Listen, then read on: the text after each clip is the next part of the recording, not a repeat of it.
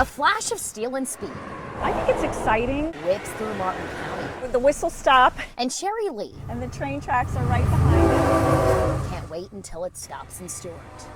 We have the criteria, we have everything in place. Money? That might be the last thing standing between her and a station.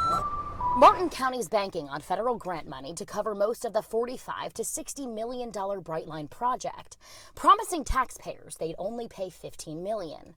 But so far, that money hasn't come. And nationwide, rail grants that once looked locked in are derailing. In April, Transportation Secretary Sean Duffy canceled a $60 million grant for a Texas high-speed rail line.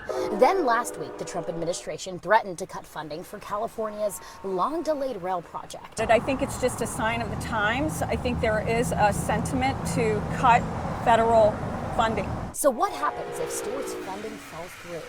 I asked Martin County officials, who told me if the money doesn't come this grant cycle, they have another chance to apply.